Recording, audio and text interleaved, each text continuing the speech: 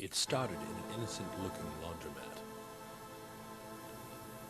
It ended in a brutal murder, shocking the small town of Cedar Falls. Hey, how you doing? Hey, what are you doing? Now everyone is talking about the murder of the century. Who killed Mel Haynes? As the victim is laid to rest, the hunt for the killer heats up. Now, among the 7 suspects, only one will be convicted of murder. Who killed Mel Haynes? And why? Find out in the coming weeks on Dirty Laundry.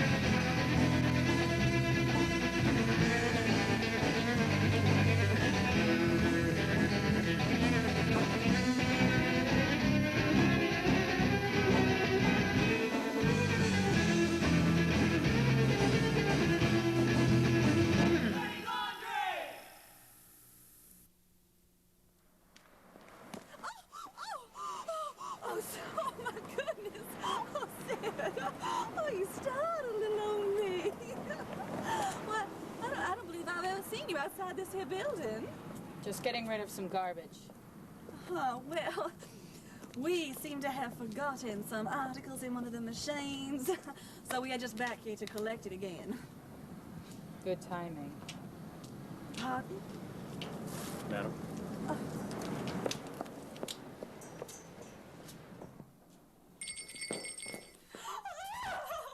Oh, mercy. Isn't that the little road man? No, madam. Oh, yes, right. Oh, is he dead? Apparently so. His blood is sprayed all over the machinery and floor tiles. Oh. I'll get the mop. Oh, wait! I mean, shouldn't somebody call the police or something? Hey guys, what's going on? Oh my God! What happened to Mel? He's been killed. Killed? Are you sure? I mean, has anyone checked him over? He looks pretty dead to me. He's dead. Well, for Christ's sakes, people, let's call an ambulance or the police or someone.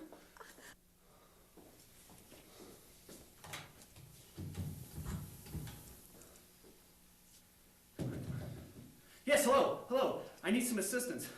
We've got a ton of problems here at the Sit and Spin. There's been this accident. Mel's been hurt. Mel, he's one of our patrons. Well, I don't know. It appears he's dead. I mean, what? Well, can you send the ambulance anyways? Well, thank you. Goodbye.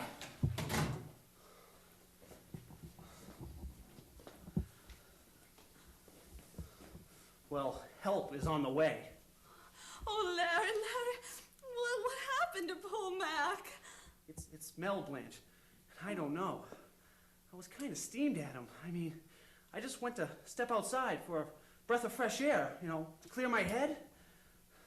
Did you see anything, Sid? No, Larry, I was outside putting out the garbage and I got locked out. Oh, yes, and we were just coming up with Giles, and we bumped into Sid, and we both came in together at the same time together, and we saw no one. We saw Mel, madam. Yes, Giles, I meant we saw no one who wasn't sprawled on the floor in a pool of his own blood. I better get started. Oh, wait, Sid. I think it'd be a good idea if we wait for the police to arrive. Well, I must retrieve the laundry. Okay. What laundry? Giles just forgot a few articles in the dryer last time we were here. Giles! That's the washing machine. Well, some poor little vagrant down at the shelter realized he was missing his favorite pair of pants. Well, we just had to come back and collect the silly rags.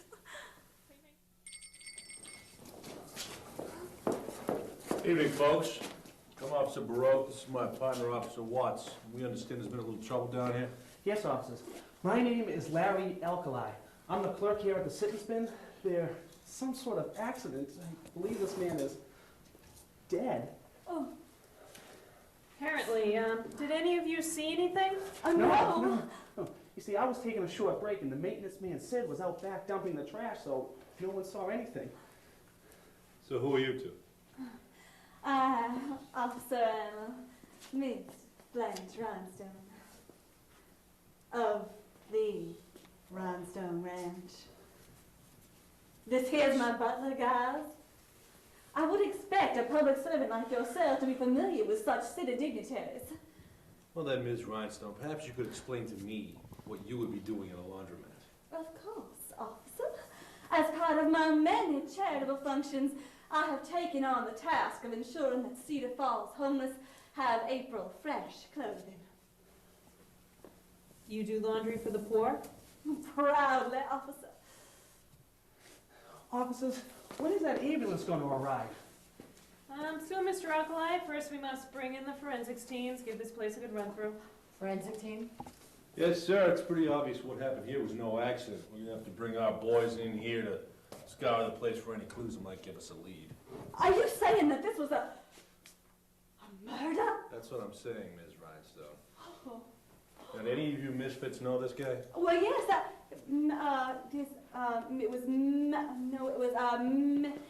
His name was Mel Haynes. He frequented here quite often, maybe 3-4 times a week. Appears as if he must have been robbed, too. The man has no shoes on. Well, that was kind of normal for Mel. You see, he liked to do all his laundry at the same time, so hence the slippers. Can I use the phone to call this in? Yes, officer, it's right over there.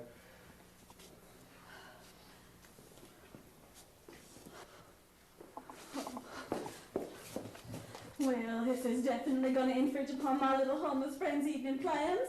He will be without his pants. I am sure the governor will hold dinner for him, madam. Hey, that was a good one, Giles. You're not loosening up on me, are you? How long are we going to have to wait for these forensic people, Larry?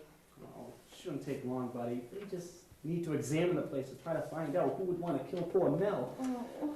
I myself am feeling pretty terrible with the whole thing, considering all those things I said to him before I left. Larry, did you have crosswords with Nick? It's Mel, Blanche. And yes, I must admit, I wish I could take some of those things back. I was pretty harsh. And what did you say to the victim before you shot, Mr. Alkali? Shot? Mel was shot? Oh, man. I feel so terrible. It's just that I've been under a lot of pressure lately, and he just kept getting in my way. I can't believe that now he's dead. Did anyone witness this confrontation, Mr. Alkali? Exactly what are you trying to imply, officer? Well, Larry is just the kindest and the gentlest man that I know. It's okay, Blanche, it's okay. She's just trying to do her job. She needs to find out what happened. That's my right, Mrs. Rhinestone. Did you speak with Mr. Haynes before the shooting? Who? The victim, madam. Mel.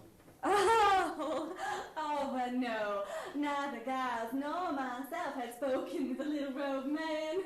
In fact, we just walked in with Sid and found the place like it is now, complete with the smell of gunpowder and flowing blood. Really? So the murderer must have just left. Did you see anybody? No, we just ran into Sid out front. And where were you coming from? I was outside putting out the trash and the back door locked behind me. I had to walk around. Did you see anybody in the back? No, officer. Officer. Why don't you go check out the back? good, sir. Can I ask you a couple of questions? Well, why, certainly, officer.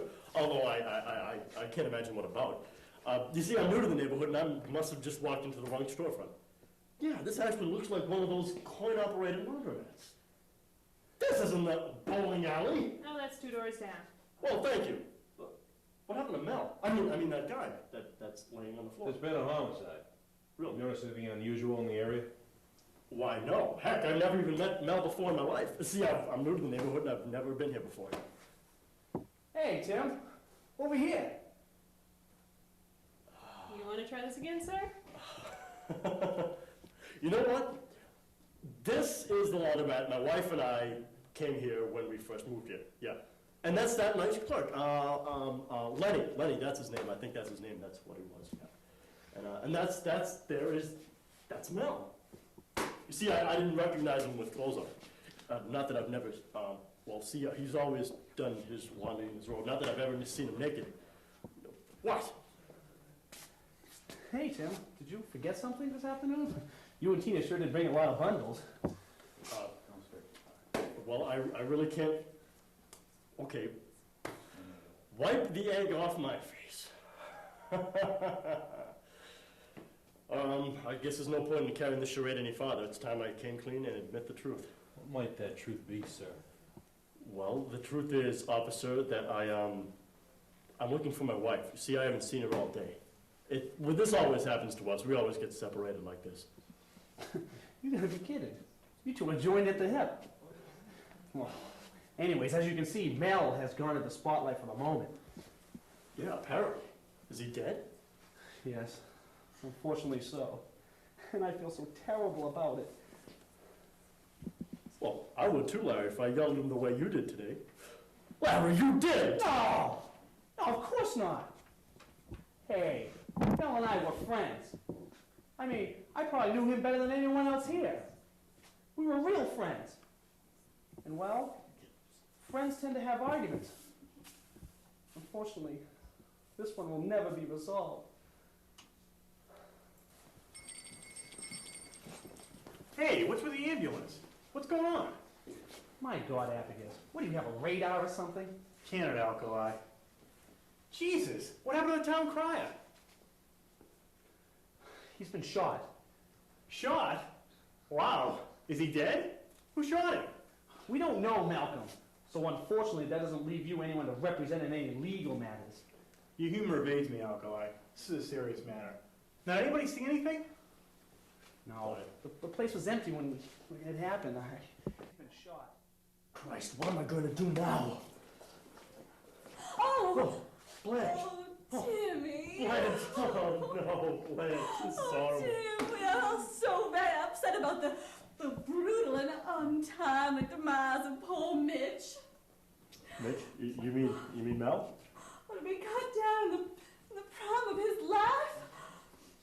Oh, you're telling me, Blanche. I mean, he was going to lend us the money for next month's rent. Oh, he was a very generous man. No, Blanche. Wasn't generosity. It was friendship. Officers! Officers! I'm very sorry, but my butler and I just have to leave. I simply have far too many important engagements to bother myself with this rather untidy situation. Well, Mrs. Rhinestone, for now you may go. However, please remember, we may have to question you again regarding your involvement in this matter. My involvement? Well, I simply stumbled upon poor dead Mike. When I walked in, he was already dead. Girls and I have no involvement. I must agree with Madam. We have no involvement whatsoever. That's fine, but we may still need to have to get your statements just for the record. For now, you may go. I will.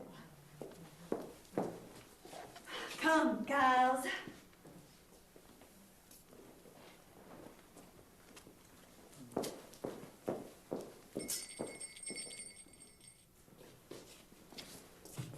How long will these forensic people be here, Larry? I have work to do. I can't tell you, pal. It looks like they're finishing up. Maybe sometime we'll get this place back to some semblance of normal. Wow.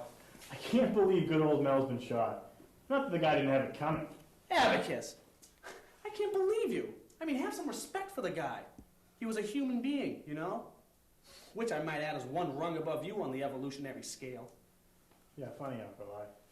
This guy spent his whole life sticking his nose in where it didn't belong. Now it looks like he looked a little too closely. So, what kind of dirt did he have on you? Me? Spare me, Alkali. What did you get, a Matlock detective ring in your latest box of Cracker Jacks? That's the last time I try any civilized chit-chat with the likes of you. I wipe my hands clean of this whole mess. Yeah. Scrub hard, Macbeth.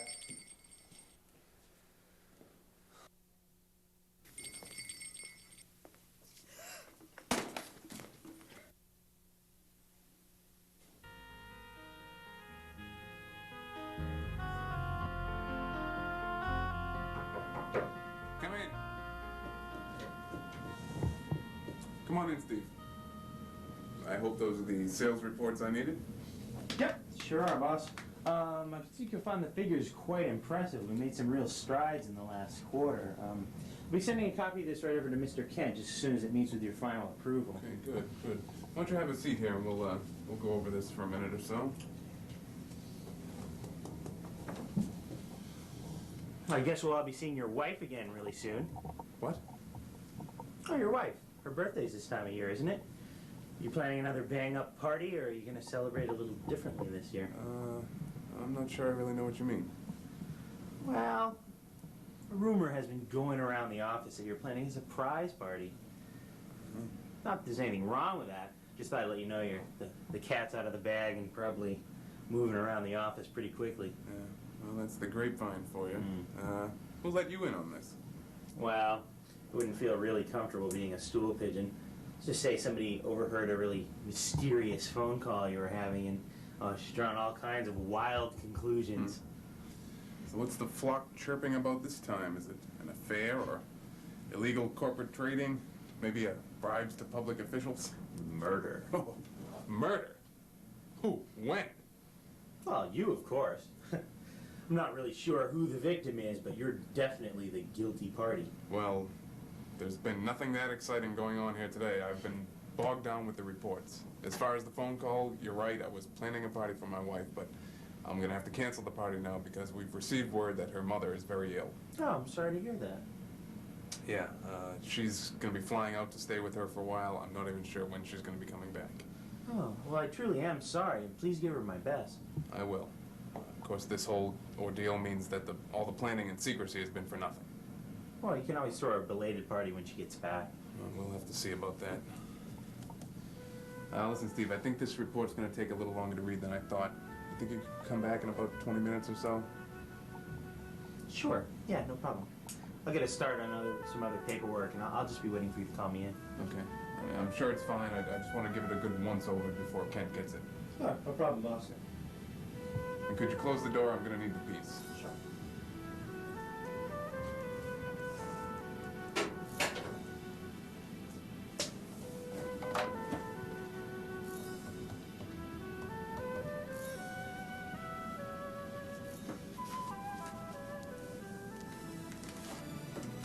Look, we've got trouble. We got trouble, pal. This place is a shambles. I'll clean it up, Larry. Don't worry about it. I'll fix everything. You always do, buddy, but this time there's one thing you cannot fix. What's that, Larry? Mel. Mel's dead. It's all because someone killed him? Oh man, this is so heavy. I mean, who would want to kill poor Mel? And why?